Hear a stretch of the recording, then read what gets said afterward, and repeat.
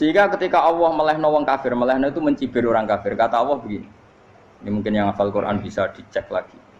Fakashafna angka hito akafa basarukal yauma hadid. Jadi kata Allah ngomentari orang kafir ketika di akhirat, laqad kunta fi ghaflatin min hadza. Kamu lupa kan kalau ada akhirat seperti ini kata Allah. Fakashafna angka hito aka. Sekarang kamu saya kasaf, saya buka semua fakta. Fa basarukal yauma hadid. Sekarang pandangan kamu tajam. Dulu di dunia bilang misalnya seks penting, dugem penting, narkoba penting, maksiat penting. Kalau enggak gitu saya pusing. Nanti di akhirat semua ini jadi problem. Artinya apa? Gara-gara di dunia melihat gemerlapnya dunia, dia menjadi tidak tahu pentingnya Allah, tidak tahu pentingnya akhirat. Maka dengan hidup malah menjadi tidak tahu. Maka untuk menjadi tidak tahu itu sebabnya dua. Makanya polling 01 dan 02 sama benarnya tadi. Gara-gara tahu yang menjadi tidak tahu, gara-gara tidak tahu yang menjadi tidak tahu. Tadi misalnya kamu fokus ya, misalnya Rukin jelalatan untuk cawe itu, fokus untuk cawe itu, gak Allah waktu ngarepe kejengkang, kesandung. Berarti gara-gara melihat menjadi tidak tahu. Ya kira-kira seperti itu. Gara-gara fokus delok dunya nganti ra roh hae Allah Subhanahu wa taala. Di sini Allah sering pesan fala taghurrannakumul hayatud dunya wala yaghurrannakum billahil. Kamu jangan tertipu dengan kehidupan dunia. Makanya saya itu orang yang paling fanatik sujud. Soalnya kalau suwun jenengan sing sujud. Wes sujud salat 5 waktu lah nikmati. Karena sekali kamu terbiasa mensifati dunia ini penting, nanti kamu akan lupa mensifati akhirat itu penting. Dan itu awal kamu tergelincir dari ansawa isabil, dari jalan yang benar. Makanya tadi pepatahnya orang sufi apa? An-nasunyamun wa idza matu inta. Manusia itu tidur, kalau mati baru. Terus contoh kedua begini.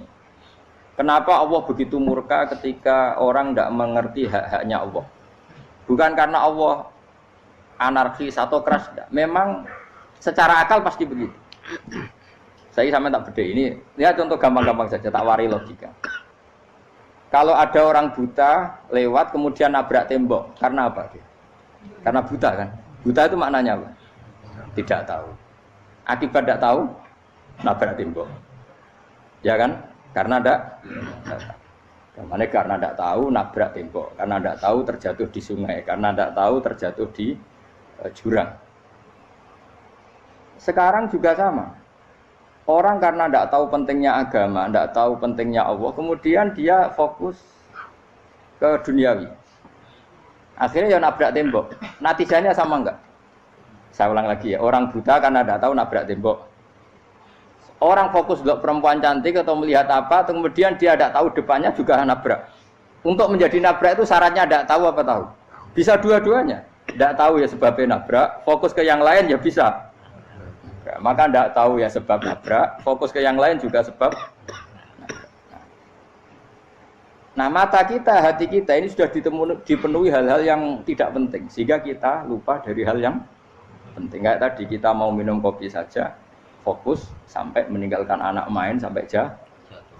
Berarti minum kopi sebenarnya tidak satu kebodohan. Tapi ketika membiarkan anak kecil jatuh itu adalah kebodohan. Sebetulnya makan, menikmati dunia itu tidak kebodohan. Tapi ketika Anda melupakan Allah itu menjadi satu apa? Kebodohan. Ini disebut kamu jangan terlena oleh kehidupan apa? Dunia. Nah kenapa terlena? Itu kakean delok. Mulane Nabi itu ora tau delok dunia. Nabi, saya ini tak latih gitu di wali, tapi mukadimah. Kulon itu belum pernah delok. Saya pernah punya kakak wakil bupati, punya teman gubernur banyak tuh. Kalau delok susu rawani, mereka khawatir seneng. Nabi itu pernah, Nabi itu jenenge manusia pernah lewat gitu. Kemudian tonggo-tonggone Nabi kebetulan pas pulang bawa unta-unta banyak. Itu Nabi melihat mungkin 0, sekian detik. Itu dilori pangeran. La tamuddanna ainaika ila ma matta'na bihi azwajam minhum zahratal hayatid. Jadi misalnya koyo Rugen misalnya dulu wong numpak Alphard pejabat ana sing bukakno. Enak aja nak jadi wong ngene iki. Kalimat itu direkam oleh Allah. Bahwa Mustafa pernah ngomong enake dadi wong iku numpak Alphard ana sing bukakno. Tapi kita tetap kirim. Sehingga nanti di akhirat kalimat itu direkam misalnya nanti ternyata yang numpak Alphard misalnya nyuwun sewu misalnya yang numpak Alphard tadi tetap di neraka, kamu ya ikut di neraka. Karena dia menikmati alpat lali akhirat, kowe yo ngangen-angen kepengen seperti itu. Maka poinnya sama.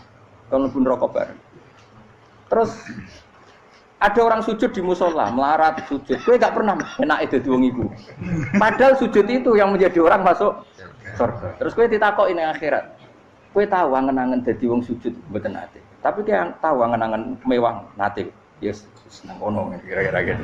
Lha iku latara undal pas kowe roh ilmu yakin pas wae mlebu neraka. Lha iki mulane tak ajari dini kiat-kiat supaya kira mlebu. Makanya latih melihat dunia gue juga kesuwen. Misalnya di konco, jadi pejabat. Kalau nanti di keluarga pejabat, sampai sekarang pun saya sering punya teman. Buat nanti kalau melihat bahwa dia pejabat. Karena saya takut dosa. Saya melihat dia seorang mukmin yang sujud, yang sholat. Saya bodoh sekali kalau melihat dia pejabat. Karena itu tidak ada artinya di akhirat. Saya sampai sekarang yang saya melihat presiden orang yang mukmin, sehingga saya harus hormat.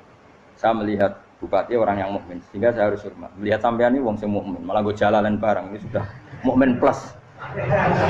Jadi rasa dikai kertu pinter gue jalalan. Jalalan gudel bisa gaya bisa. Gudel lu ora ono maknane. Oh anu gak angger wong iso maca kitab kok. Gundul. Jos lah. Jadi saya ulang lagi ya. Makanya saya itu nanti kalau sampean alim sudah kayak saya, itu pasti nggak kagum sama sahabat. Sahabat itu, apalagi Rasulullah ya tentu. Sahabat dulu aja yang gampang ditiru. Sayyidina Umar ketika ditusuk oleh siapa Abu Lu'lu siapa? Al-Majusi. Abu Lu'lu itu seorang Majusi. Dan Umar itu orang pendendam. Dia orang pendendam. Tapi tentu karena dia orang baik, ya pendendamnya hal-hal yang baik. Coba kalau kamu ditusuk orang itu dendam enggak? Kira-kira sebagai manusia kan dendam.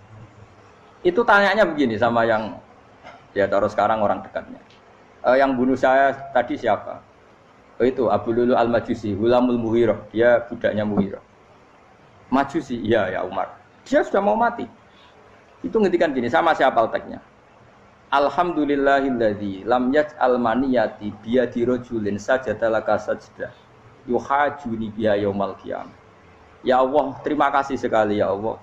Engkau mentakdirkan saya dibunuh oleh orang yang enggak pernah sujud. Kalau saja dia pernah sujud, maka dia berhak menuntut saya dengan sujudnya untuk masuk surga. Artinya gini, kalau dia ditusuk orang yang pernah sujud, misalnya Sayyidina Umar kok ditusuk oleh Ruhin, kemudian Umar Ruhin masuk neraka, aku tetap pedih Gusti. Isowai sujudnya dia menjadikan enggak berhak masuk neraka. Artinya Umar saking hormatnya pada sujud itu dia enggak berani. Jadi kira-kira kok Umar sujud kowe iku kira-kira rawani maksudno anak kowe mlebu neraka. Piye-piye di kekuatan sujud yang mempotensikan tetap dia masuk surga. Makanya dia seneng, dendamnya kesampaian. Syukur lah nek sing mateni aku ora tau sujud. Jadi tak patut nang neraka langsung gludeng ngene kira-kira gitu. Saking hormatnya ambek sing jenenge sujud. Tapi kita sekarang enggak. Rawong ning musala sujud, ya jeneng wong nganggur. Otak kita ini sudah PKI lah kamu. PKI halus. PKI yang tanpa kartu, paham? Makanya Allah kalau muji sujud, enggak sampean tak latih supaya baca Quran yang benar. Kayak apa Allah bikin Ka'bah? Kayak apa mulianya Ka'bah? Itu dibikin Allah untuk apa? Lil akifina wa sa'atusai warrukais sujud, dan untuk orang-orang rukuk dan sujud. Ketika Allah menurunkan rezeki di bumi dan di langit, itu perhitungannya Allah mesti itu asli. Rabbana liyuqimus shalah faj'al afidatan minan nas tahwi ilaihim warzuqhum minas sama. Gusti, ben nak sujud ku kuat. Piye-piye menungso nak ramangan ra kuat. Nak is kuat di tenaga yo ben sujud. Liyuqimus shalah.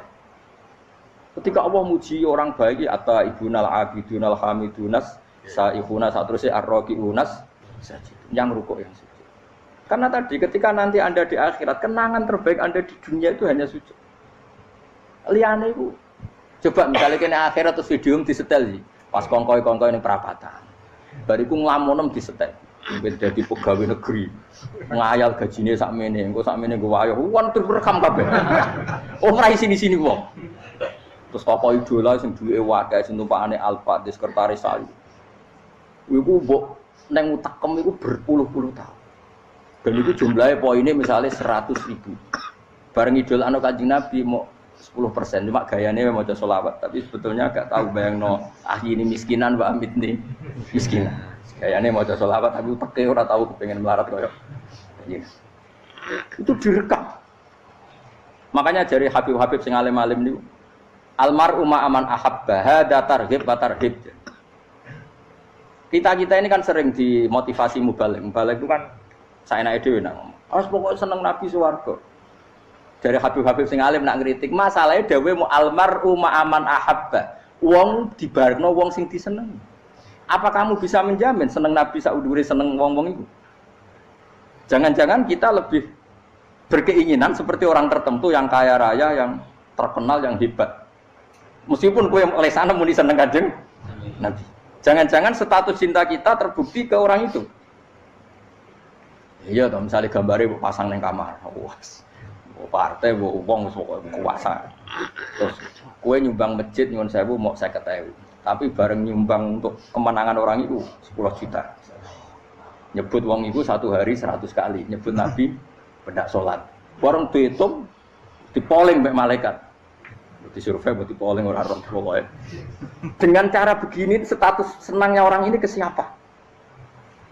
Ya, ono pengajian sholawatan nyumbang 50.000, nanggo pemenangan.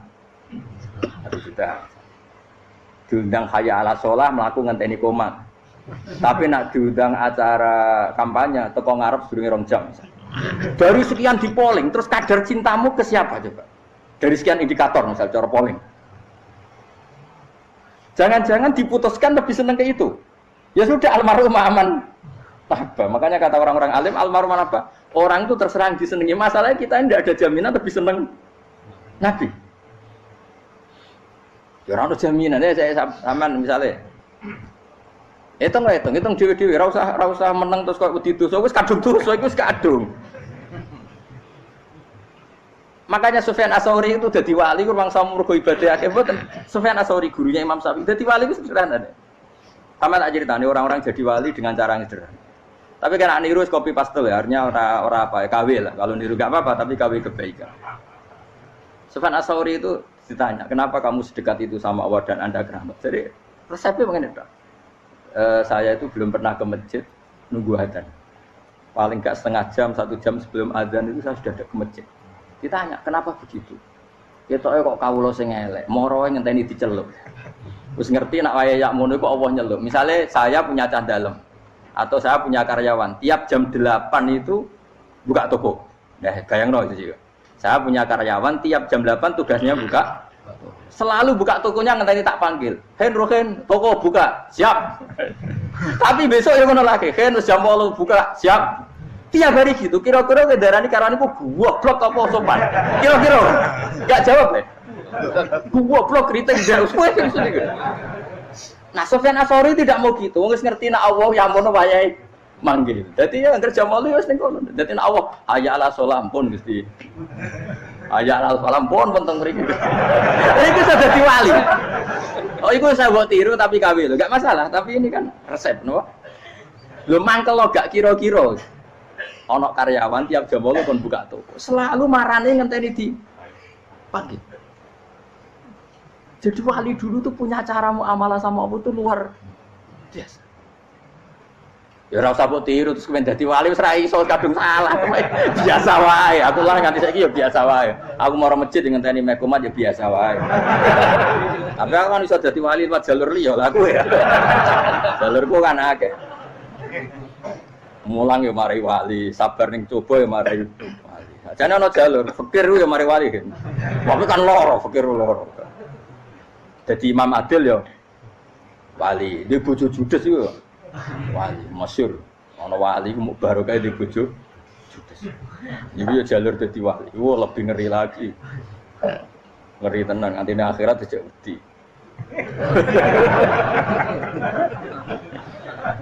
Jadi anak jote wae kan. Para suami takut istri silakan baris, bareng sing wis baris, bareng sing wedok. Pak rene lho tetep moro-moro. Waktu bojo kegawangan ini akhirat bahaya, you know. Yes. Bahaya waktu bojo nganti kegawan apa? Tengah. Masyhur jadi cerita-cerita wali wis Biasa ulang lagi ya. Latih, meskipun dari kecil latih. Makanya kamu tahu kenapa Quran itu kalau ngendikan sujud kayak gitu spesial. Balillah fa'bud wa kum minas syakirin. Jadi meskipun kita di dunia umumnya orang saya makan, saya minum. Saya juga punya istri, punya keluarga, punya apa. Tapi saya belum pernah melihat anak saya itu sebagai anak saya. Saya kalau melihat anak saya ini teman sujud saya, nanti yang meneruskan sujud saya. Saya tenan kulon bolak-balik ditanya istri saya dan agak-agak marah. Gus Bak, kenapa kamu hormat sama anak sampai gitu? Kalau nanti manja gimana? Kalau terlalu manja, saya bilang itu udah anak saya. Itu nanti yang meneruskan sujud saya, meneruskan rukuk saya. Saya nanti pasti mati dan saya butuh di bumi selalu ada yang sujud sama Allah. Dan itu yang paling dalam otoritas saya itu anak saya. Orang lain itu enggak dalam otoritas saya. Jika kita melihat anak itu ini penerus sujud saya, penerus rukuk saya. Kita enggak sudah duniawi sekali. Rumah tanah, anak tua ben di rumah. Kapitalistik. PKI lah pikirannya yang ngono, Cina yang ngono. Wong fasek-fasek ning dalan yang ngono, kowe nggawa jalalan ngalor itu pakai ngono. Jadi dulu itu kalau para nabi donga fahab li milladunka waliya yarithuni wa yarithu min ahli Yakub, seorang turunan yang meneruskan tradisi sujud, tradisi. Sehingga ulama-ulama dulu kalau dongakno anake ya min ahli sujud, wa min ahli Quran, wa min ahli sunnah napa? Enggak apa-apa kowe seneng donya gak apa-apa. Ora usah tak warai wis seneng dhisik. Paham? Dadi iki ora usah. Ora usah cara Gus Bak ra apa-apa. Ora usah tak arani ra apa-apa wis mbok lakoni. Makanya pulau suwun sangat. Sujud itu luar biasa. Nanti kamu di akhirat kenangan terbaik Anda di dunia adalah pernah apa? Sujud. Bayangkan kalau itu jadi orientasi Anda. Anda berpolitik, cek melok partai Gerindra, cek Golkar, cek PDI supaya jadi penyuara sujud tidak dilarang di Indonesia karena umat Islam mayoritas. Saking mayoritasnya sampai pejabat rasolatnya rawani. Beberapa pejabat rasolat bakal dipilih. Itu berarti kamu berpolitik niat bikin satu pressure supaya standar orang benar adalah sing nopo sujud itu ya benar. Kok yang kaya kerja biar bisa beli tanah untuk masjid. Yang orang miskin ikut menopang supaya masjid itu berdiri. Semuanya orientasinya menuju apa? Sujud. Jadi tidak sujud itu harus jadi wong khusuk sing goblok terus sujud terus. Tahu-tahu negara dikuasai komunis misalnya. Terus akhirnya sujud dilarang. Termasuk menciptakan satu suasana Islami di negara ini juga berarti menciptakan keberlangsungan sujud. Karena dengan suasana Islami berarti sujud tidak dilarang bahkan dianjurkan dan sebagainya. Ini penting saya katakan karena kalau tidak diingatkan ruwet. Nabi itu pernah punya anak dalam. Anak dalam itu setelah mau boyong cara santri itu ditanya, kamu minta apa sama saya? Ya Rasulullah kasih waktu 1-2 hari mau saya pikir. Karena yang menanyakan orang yang sayyidul awalin wal akhirin setelah sekian 2 hari, minta apa kamu? Jalur Anda gak tanggung-tanggung. As'aluka murafaqataka fil jannah. Saya minta jadi temanmu di surga. Oh Nabi kaget tuh. Kok kowe diwarai wong? Mboten enten sing marahi. Dene Nabi. Kok nang kowe diwarai wong ndak ya. Terus. Kenapa kamu minta itu? Kata tadi, kalau saya minta dunia itu nanti zailah. Dunia itu pasti hilang, faniyah pasti hilang. Maka yang abadi adalah saya jadi temanmu di surga.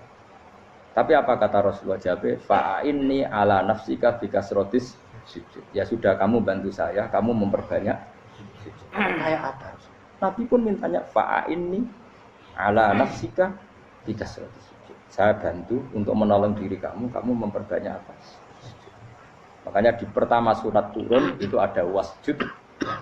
Kamu bersujud dan kemudian mendekatlah kepada Allah. Tapi sekarang enggak.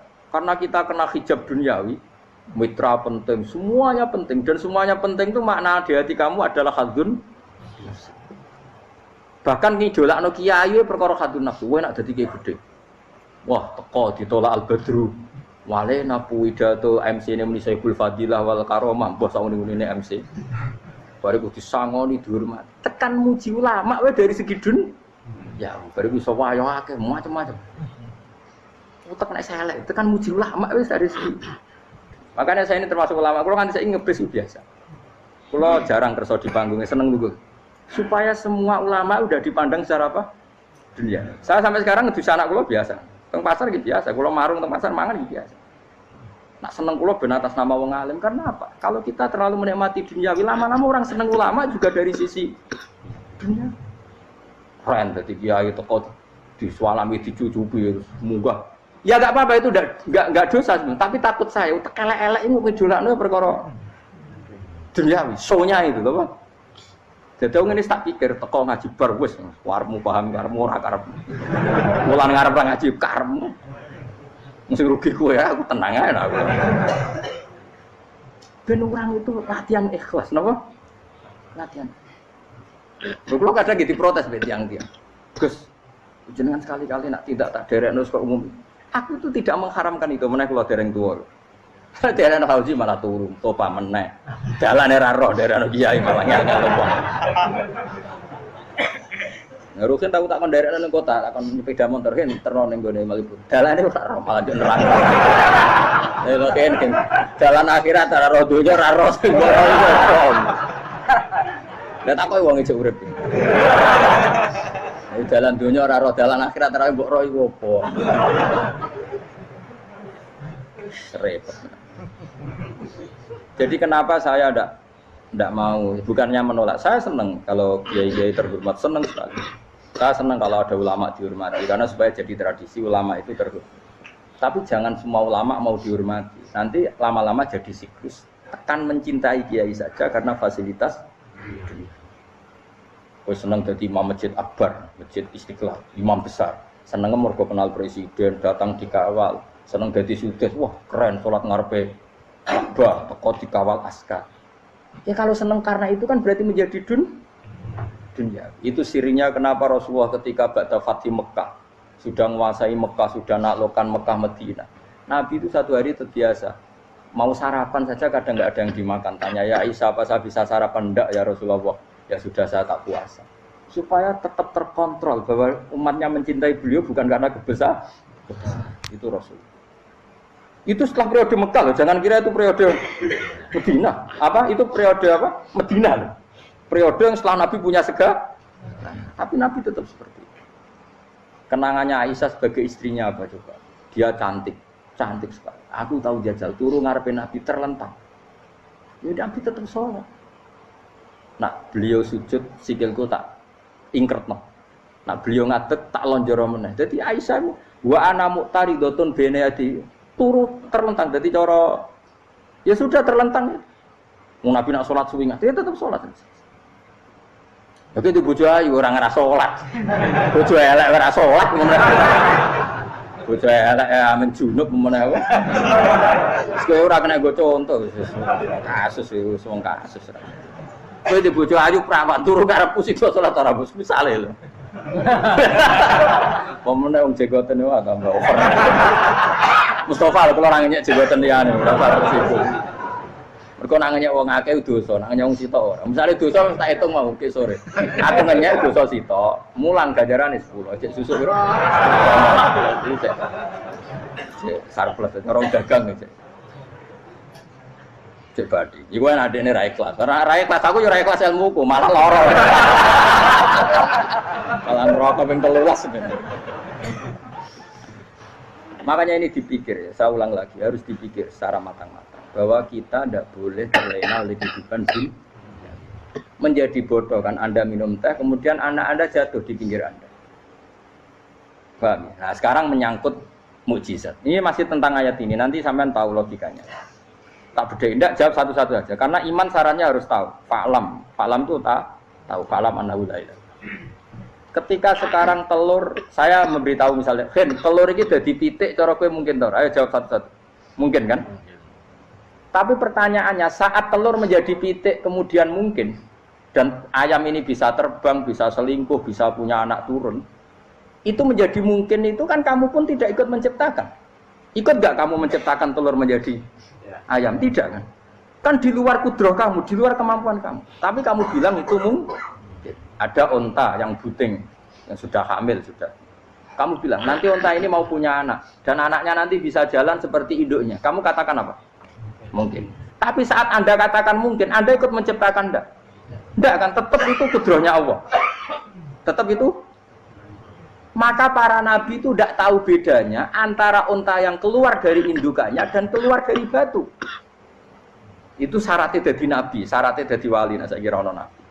Makanya Nabi Soleh ditakoki, bukti nak kudroh pangeran ubi. Lah kamu minta apa kata Nabi Soleh? Silahkan ada unta keluar dari batu itu. Nabi Soleh bisa. Ya tenan terus unta keluar dari batu. Terus kaumnya gawok. Wah kok hebat tenan unta metu kok batu. Jare Nabi Soleh, ya padha karo unta lahir kok indukane. Bedane apa? Ya beda. Lah bedane apa? Metu kok watu kok ya ora melok gawe. Metu kok indukane ya kowe ora melok gawe. Bedane apa? Tapi utakmu kena hijab. Ngono niku ana bedane. Cara nabi-nabi ora roh bedane. Lah kula termasuk warasatul anbiya ya ora roh bedane cara kula. Waras utek kula niku waras. Lho lha yo misale kowe cara iman seperti itu yakin dadi wali. Wes sama amatir lah wali swasta lah. Pokoknya wis dadi wali. Jadi manusia itu lucu, sesuatu yang dia pun tidak bisa. Iku sok bedakno. Kalau telur menjadi ayam mungkin. Sapi keluar dari indukan mungkin. Biji padi menjadi padi besar mungkin. Tapi nak watu kok jadi biji padi mukhal. Lo saat yang dikatakan mungkin-mungkin itu apakah manusia ikut memberi? Tidak kan? Ikut menciptakan? Harusnya kan tetap bilang, yo aku menyaksikan itu karena ada kekuatan X yang menciptakan itu. Harusnya dia kalau mau konsisten kan, saya tidak bisa menciptakan telur jadi ayam, tapi ada kekuatan lain yang menciptakan dan saya tidak bisa. Jadi telur keluar dari ayam ya kita tidak bisa menciptakan. Sapi keluar dari indukan ya kita tidak bisa menciptakan, termasuk untanya Nabi Soleh yang keluar dari batu besar kita. Makanya semua Nabi itu tidak tahu bedanya, itu bedanya Nabi sama enggak Nabi. Makanya Nabi itu tenang ya, masyhur. Ketika perang Khandaq, Nabi itu kelaparan. Kemudian Jabir datang, ya Rasulullah, istri saya menyiapkan makanan untuk orang 6, karena kambingnya hanya kecil.